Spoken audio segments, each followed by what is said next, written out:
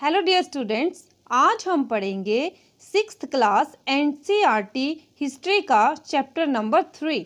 तो हमारे चैप्टर का नाम है भोजन संग्रह से उत्पादन तक, यानी कि भोजन मीन्स खाने को, संग्रह मतलब इकट्ठा करने से लेकर उसे पैदा करने तक। तो हमारा सबसे पहला टॉपिक है विभिन्न प्रकार के भोजन की अलग अलग तरह के भोजन। जैसे बच्चों आपको पता है कि अधिकांश भोजन के लिए अलग अलग फसलें जो हैं वो उगाई जाती हैं, और कई भोजन तो ऐसे हैं जो हमें पशुओं से भी प्राप्त हो जाते हैं। और अलग अलग फसलें उगाने के लिए विभिन्न प्रकार की जलवायु की ज़रूरत पड़ती है। जैसे बच्चों धान की खेती के लिए गेहूं और जौ की तुलना में अधिक पानी की ज़रूरत होती है। उसी प्रकार बच्चों किसान जो हैं विशेष फसल जो है उनको विशेष क्षेत्रों में उगाते हैं। यही नहीं बच्चों, जो पशु होते हैं वो भी वातावरण यानी कि जो क्लाइमेट होता है उसके अनुसार ही पाले जाते हैं। एक एग्जाम्पल आता है कि सूखी और पहाड़ी जलवायु में जो बकरियां हैं वो अधिक सहजतापूर्ण अपना जीवन जो है वो व्यतीत कर सकती हैं, यानी कि बाकी पशुओं के मुकाबले में पहाड़ों में भेड़ बकरियां जो हैं ये अधिक सहजतापूर्ण अपना जीवन जो है वो बिता सकती हैं। अब हमारा नेक्स्ट टॉपिक आता है खेती और पशुपालन की शुरुआत, कि किस तरह खेती लोग करने लगे और पशुओं को पालने लगे। दुनिया की, जैसे कि बच्चों आपने चैप्टर 2 में पढ़ा कि दुनिया में, विश्व में जलवायु जो है वो चेंज हुई, जिसके कारण वनस्पतियां जो भी हैं वो भी बदली, पशुओं को भोजन के रूप में प्रयोग किया जाने लगा, और साथ में लोगों को इन बातों का भी ज्ञान हुआ कि खाने के लिए वनस्पतियां जो हैं वो कहाँ कहाँ मिल सकती हैं। और साथ में जो बीज थे वो उनके, यानी कि बीज के जो थे वो अपने डंठल से टूटकर कैसे नीचे गिरे, उनसे कैसे पौधे निकले, और उन पौधों की कैसे लोगों ने देखभाल करी, और साथ में उन पौधों को जानवरों तथा चिड़ियों आदि से कैसे बचाया ताकि वह सही ढंग से बढ़ सकें, और उसके बाद उनके दोबारा बीज जो हैं वो पक सकें। इस प्रकार जो लोग इस प्रक्रिया में शामिल हुए वो कृषक कहलाए, यानी कि किसान कहलाए। इस तरह लोगों ने अपने घरों के आसपास चारा रखकर जंगली जानवरों को आकर्षित किया और उनको पालतू बनाया। सबसे पहले जिस जंगली जानवर को मनुष्यों ने अपना पालतू बनाया वह था कुत्ता, यानी कि कुत्ते को सबसे पहले उन्होंने अपना पालतू बनाया। उसके बाद धीरे धीरे लोगों ने भेड़, बकरी, गाय, सुअर आदि जानवरों को पालना शुरू किया, क्योंकि ये जो जानवर थे ये झुंड में रहते थे और ज़्यादातर घास खाते थे, और ये ज़्यादा आक्रामक भी नहीं थे, यानी कि ज़्यादा हिंसक नहीं थे, और इसलिए धीरे धीरे लोगों ने उनको पालना शुरू किया, और ये लोग क्या कहलाए? पशुपालक कहलाए, यानी कि पशुपालक बन गए। बच्चों हमारा नेक्स्ट टॉपिक आता है एक नवीन जीवन शैली की, किस तरह हमारा जीवन जो है वो परिवर्तित हुआ।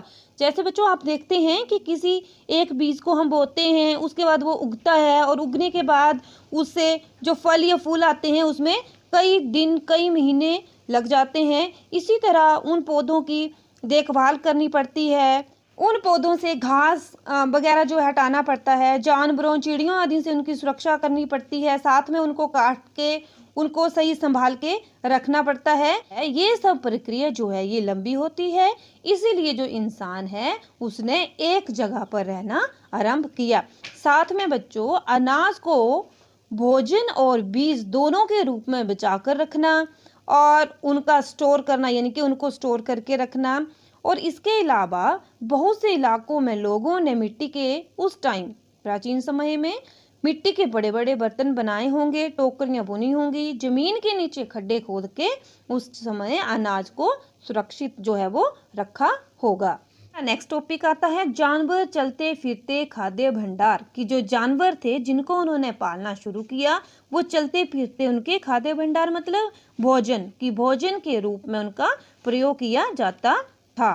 जैसे कि आप जानते हैं कि जब हम जानवरों को पालते हैं उसके बाद उनकी सही ढंग से देखभाल की जाती है, फिर उसके बाद उनके जो बच्चे होते हैं उससे उनकी जनसंख्या में वृद्धि होती है। साथ में हमें जानवरों से दूध आदि भी प्राप्त होता है। दूध और घी जो है ये हमारे भोजन का एक अच्छा रिसोर्स यानी कि स्रोत होता है। इसके अलावा जानवरों से हमें मांस भी मिलता है। दूसरे शब्दों में पशुपालक भोजन के भंडारण का एक तरीका था। अब हमारा नेक्स्ट टॉपिक आता है, आओ आरंभिक कृषकों और पशुपालकों के बारे में पता करें कि किस तरह शुरू के जो आरंभिक काल था उस टाइम कृषक और पशुपालक कैसे थे। जैसे कि बच्चों मैंने आपको चैप्टर नंबर 2 में भी बताया था, अब भी बताती हूँ क्या है ये। बच्चों यहाँ पे आप देख सकते हैं एक ये नीले कलर का यानी कि नीले रंग का बर्ग है बुर्जहोम, और साथ में यहाँ पे एक नीले कलर का बर्ग बना हुआ है और साथ में ऊपर लिखा है हल्दर, और यहाँ पे वर्ग बना हुआ है।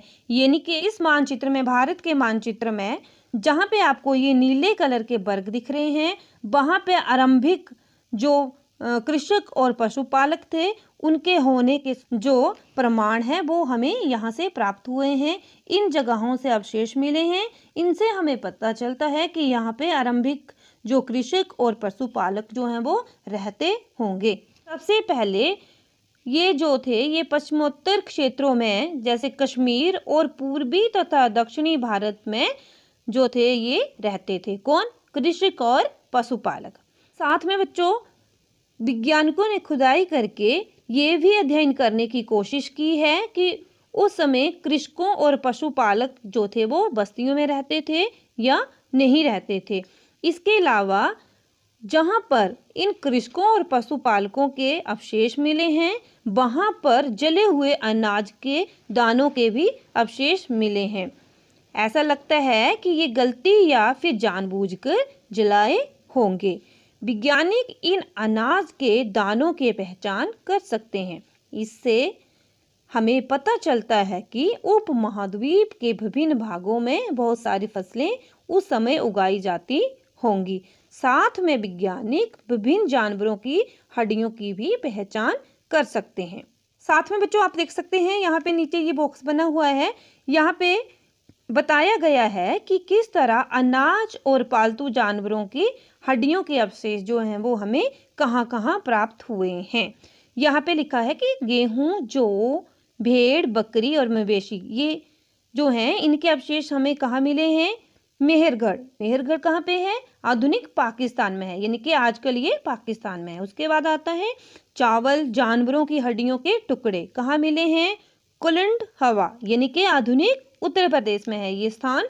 आगे है चावल, मवेशी या मिट्टी पर खुरों के निशान। खुरों यानी कि जो मवेशी यानी कि पशुओं के पैरों के निशान कहाँ पे मिले हैं?